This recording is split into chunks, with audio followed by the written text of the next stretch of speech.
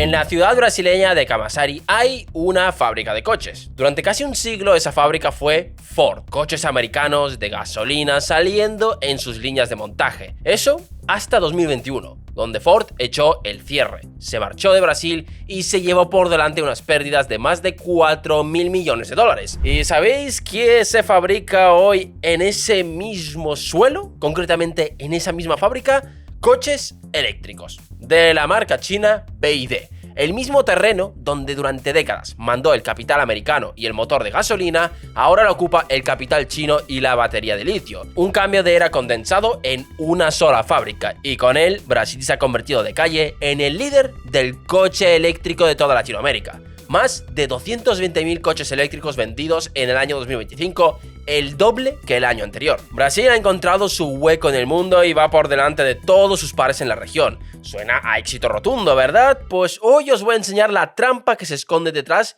de ese titular tan bonito. Porque Brasil está en una trampa y lleva en realidad 70 años en esa trampa. Porque una cosa es montar los coches y otra muy distinta es quedarse con el dinero que de verdad generan esos coches. El mismo patrón que sufría con las empresas americanas, ahora lo sufren con las chinas. Y en este vídeo lo vamos a ver. Así que, no me enrollo más, poneos cómodos, que empezamos.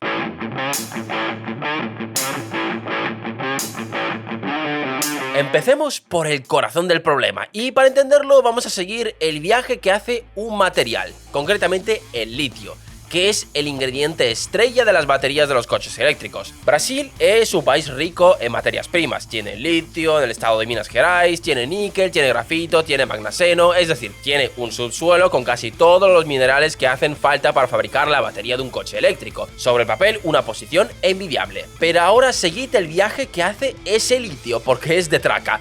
Una empresa saca el litio de una mina brasileña. ¿Y qué hace con él? ¿Lo transforma en Brasil y lo convierte en batería ahí mismo? No, lo exporta. Lo manda en barco, sin apenas procesar, a miles de kilómetros a China. Porque es en China donde está toda la cadena tecnológica para convertir ese mineral en una batería. ¿Y qué pasa después?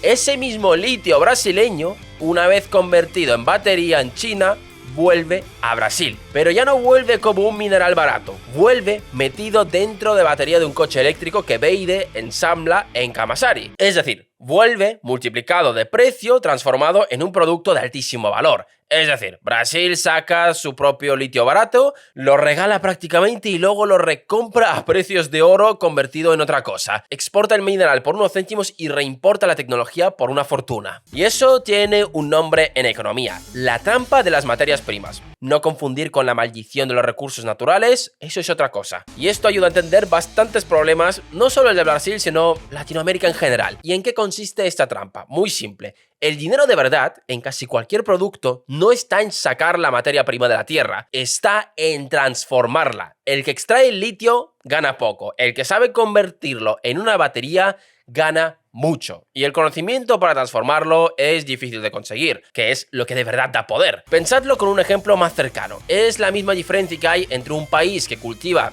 los granos de café y los vende a céntimos, y la cadena de cafeterías que vende la taza a 3 euros. La materia prima es la misma, pero el valor, el dinero grande, se lo queda entero el que transforma, no el que cultiva. Brasil con el litio está haciendo de agricultor de café. Saca el grano y se lo manda a otro para que se forre transformándolo. Y aquí está lo más difícil de toda esa trampa, lo que la hace tan pegajosa. Salir de ella no es solo cuestión de querer. Extraer un mineral es relativamente fácil, lo sabe hacer cualquiera con la maquinaria adecuada.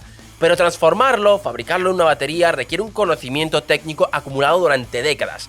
Miles de ingenieros, patentes, ensayo y error.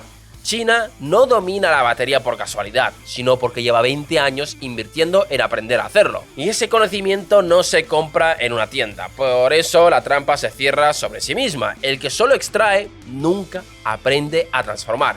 Y como nunca aprende, se queda para siempre extrayendo. Cada año que pasas vendiendo mineral en bruto es un año que no pasas aprendiendo a transformarlo. Y lo más doloroso es que Brasil tiene el grano y tiene clientes en casa que se beben el café. No estoy hablando de cafés. Lo único que le falta es la cafetera, es decir, la fábrica de baterías. ¿Por qué no la pone? Para responder eso, primero hay que entender qué está montando Brasil exactamente en todas esas fábricas chinas.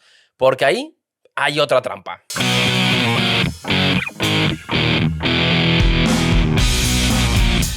Cuando oís que BYD o las otras marcas chinas están fabricando coches en Brasil, conviene matizar mucho esa palabra, porque fabricar un coche y ensamblar un coche no es lo mismo, y la diferencia es justo donde está el dinero. Os explico cómo funciona de verdad. En buena parte de esas plantas, los coches no se fabrican desde cero. Llegan desde China ya medio montados en piezas muy grandes, casi como un mueble del IKEA, pero muy grande. Y lo que se hace en Brasil es la última fase, el montaje final, atornillar las piezas grandes que vienen de fuera. Es decir, el trabajo de verdad, el complejo, el de fabricar los componentes, ya viene hecho de China. En Brasil se hace el ensamblaje final, que es la parte más sencilla y la que menos valor tiene. De hecho, en la fase inicial, menos del 30% del valor del coche es realmente brasileño.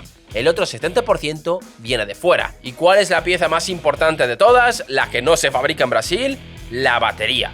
Y esto es clave. Atentos al dato. En un coche eléctrico, la batería supone entre el 30 y el 40% del coste total del vehículo. Es decir, casi la mitad del precio de un coche eléctrico es una sola pieza: la batería. Y esa pieza, la más cara y la que lleva toda la tecnología, se fabrica entera en China. Brasil no toca ni un tornillo. ¿Veis la diferencia? Una cosa es la actividad económica, que sí hay, el ensamblaje da empleo, mueve dinero, genera trabajo. Eso es real y es bueno a corto plazo, pero otra cosa muy distinta es la capacidad tecnológica. Es decir, montar piezas que otro fabrica te da un sueldo hoy, pero saber fabricar tú la batería te dará el conocimiento, la independencia y el dinero grande durante décadas. Lo primero es tener un trabajo, lo segundo es tener un oficio que nadie te puede quitar. Y hay una trampa añadida a todo esto que la propia patronal del automóvil brasileña ha denunciado. Cuando dependes de importar la batería, eres tremendamente frágil. Esto no tiene mucho misterio. Si China decide mañana subir el precio de las baterías o restringir su venta o cambiar las condiciones, Brasil no puede hacer nada porque no sabe fabricarlas. Está a merced de su proveedor. Has pasado de depender del petróleo extranjero a depender de la batería extranjera. La dependencia no desaparece, solo se muda de un sitio a otro. Y mientras tanto, el grueso del dinero de cada coche eléctrico vendido en Brasil viaja en forma de pago por su batería de vuelta a China. Y aquí es donde la historia se pone interesante de verdad, porque este dilema, el de quedarse en el montaje fácil o dar el salto a fabricarlo difícil, Brasil no lo vive por primera vez, lo ha vivido ya hace 70 años y conviene mirar atrás porque la película ya la hemos visto una vez.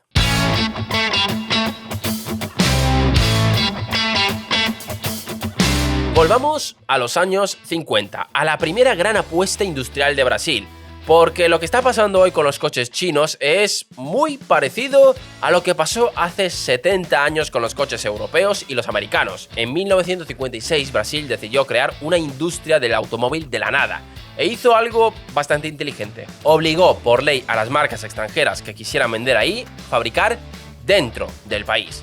Y no un poco. En 4 años exigió que el 95% del peso del coche se fabricara en Brasil. Es decir, el Estado brasileño usó el tamaño de su mercado como palanca. Les dijo a Volkswagen, Ford y Fiat: si queréis vender a mis millones de clientes, tenéis que fabricar aquí, crear empleo aquí y montar una industria aquí. Y funcionó. Brasil construyó una industria enorme, con más de 1000 fabricantes de componentes que llegó a ser la mayor de Latinoamérica. Pero aquí viene la parte amarga, porque aunque Brasil consiguió fabricar el 95% del coche, hubo una cosa que las marcas extranjeras nunca soltaron: lo más valioso, el diseño del motor, la ingeniería de las plataformas, es decir, el corazón tecnológico del vehículo. Brasil montaba el coche, fabricaba casi todas las piezas, pero el conocimiento de verdad, el diseño más complejo, se quedaba siempre en las matrices de Alemania, Estados Unidos o de Japón. Brasil era una fábrica, pero el cerebro estaba fuera. ¿Os suena esto, verdad? Es exactamente lo mismo que pasa hoy. Antes, el cerebro que Brasil no tenía era el motor alemán. Ahora el cerebro que no tiene es la batería china. Ha cambiado el amo y ha cambiado la tecnología, pero el papel de Brasil es el mismo de siempre: el que ensambla, no el que inventa. Es decir, 70 años después, Brasil corre el riesgo a repetir el mismo guión: cambiar la dependencia del motor de combustión occidental por la dependencia de la batería china, el mismo techo de cristal pintado de otro color. Pero no todo es repetición, porque en esta larga historia de dependencia, Brasil tuvo una vez un golpe de genialidad, una sola vez, y merece la pena ser contada porque es su gran baza y a la vez su gran tentación si quiere cambiar este guión.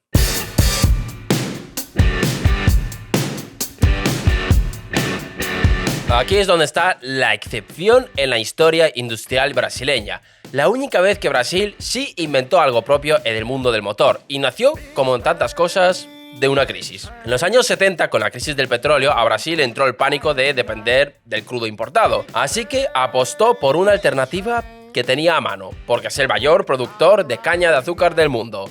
El etanol, sí, el alcohol de la caña como combustible.